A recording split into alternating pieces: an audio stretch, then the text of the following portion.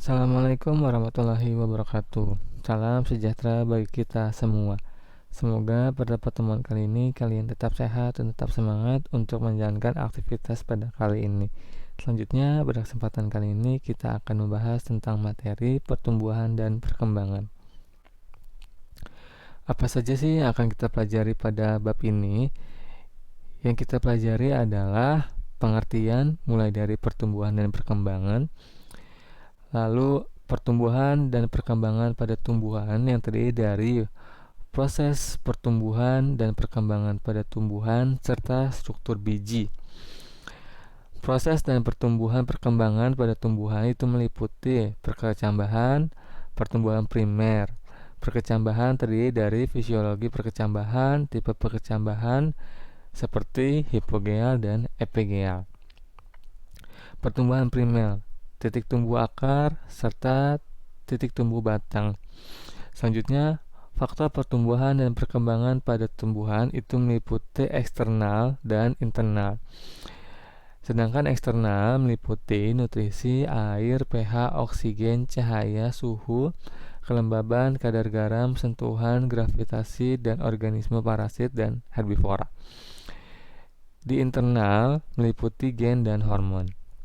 Selanjutnya, pertumbuhan dan perkembangan pada hewan dan manusia meliputi tahapan embrio yang terdiri dari morulasi, blastulasi, grastulasi, dan organogenesis. Sedangkan tahap pasca embrio itu meliputi regenerasi, metamorfosis, dan metagenesis. Selanjutnya kita ke pengertian pertumbuhan dan perkembangan pada makhluk hidup. Pertumbuhan adalah peristiwa perubahan biologis yang terjadi pada seluruh makhluk hidup berupa bertambahnya ukuran, volume, tinggi, dan massa yang bersifat irreversibel, artinya tidak akan kembali lagi.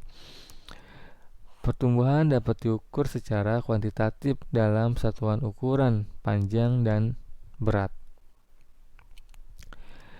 Selanjutnya, perkembangan adalah proses menuju tercapainya kedewasaan. Perkembangan tidak dapat diukur secara kuantitatif, tetapi dapat dinyatakan secara kualitatif. Pertumbuhan dan perkembangan pada tumbuhan diawali biji yang tumbuh menjadi zigot, kemudian menjadi embrio yang dilengkapi cadangan makanan atau endosperma, yang meliputi pembelahan sel. Pembelahan mitosis menghasilkan sel anakan baru. Yang kedua, pembesaran sel, pertambahnya ukuran sel anakan. Yang ketiga, diferensiasi sel, perubahan sel hingga terbentuk organ-organ. Nah, berikut struktur biji. Ada yang biji kotil dan ada yang monokotil. Selanjutnya, proses pertumbuhan dan perkembangan tumbuhan terdiri dari 3 tahap utama. Yang pertama, kecambah. Yang A, fisiologi perkecambahan. Perkecambahan adalah berakhirnya masa dormansi biji, yaitu masa ketika sel-sel penyusunnya tidak aktif membelah atau tidak tumbuh, yang ditandai dengan ambibisi, yaitu proses terserapnya air ke dalam sel-sel biji. Tipe perkecambahan itu ada 2, hipogeal dan epigeal. Kita lihat perbedaan dari kedua tipe perkecambahan tersebut.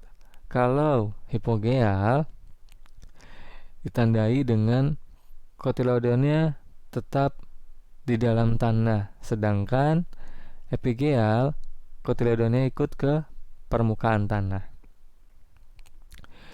Proses pertumbuhan berkembangan tumbuhan, 2 titik tumbuh primer pada tumbuhan.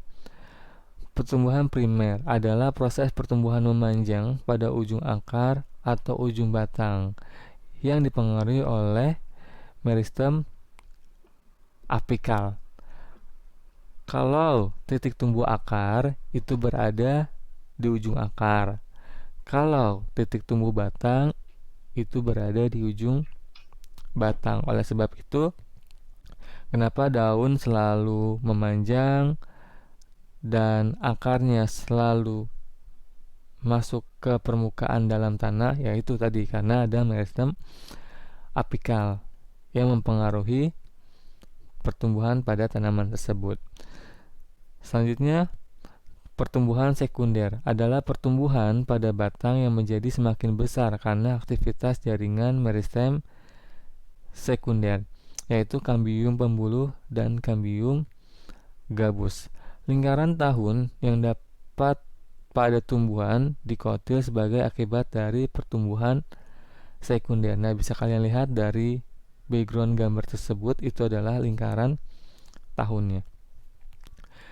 Selanjutnya, faktor yang mempengaruhi pertumbuhan dan perkembangan. Ada faktor luar seperti nutrisi, air, pH, kadar garam, oksigen, cahaya, suhu, kelembaban, gravitasi, sentuhan, organisme parasit, dan herbivora. Faktor luarnya meliputi nutrisi, dibagi menjadi dua, ada yang unsur makro dan unsur mikro. Unsur makro, unsur yang diperlukan dalam jumlah sedikit, sedangkan unsur mikro, unsur yang diperlukan dalam jumlah sedikit. Selanjutnya, fotoperiodisme, respon tubuh terhadap penyinaran. Tumbuhan berhari pendek akan berbunga jika periode gelap lebih panjang daripada periode terang. Tumbuhan berhari panjang akan berbunga jika periode lebih terang daripada periode gelap. Tumbuhan berhari netral berbunga tidak tergantung pada penyinaran, namun jika sudah mencapai tahap pematangan tertentu. Selanjutnya ada faktor dalam, gen dan hormon. Hormon meliputi auksin, giberelin, gas etilen, sitokinin, asam absitat, kalin, dan asam tromalin. Selanjutnya, pertumbuhan dan perkembangan pada hewan dan manusia. Tahap embrio terdiri atas 4 tahap utama: morulasi, blastulasi, grastulasi, dan organogenesis. Nah, bisa kalian lihat pada gambar tersebut. Selanjutnya, tahap pasca embrio. Proses pematangan embrio terbagi menjadi 3 macam. Ada regenerasi, peremajaan, metamorfosis perubahan, dan metagenesis. Sekian pembahasan pada kali ini. Tetap jaga kesehatan, makan yang sehat dan bergizi. Terima kasih. Assalamualaikum warahmatullahi wabarakatuh.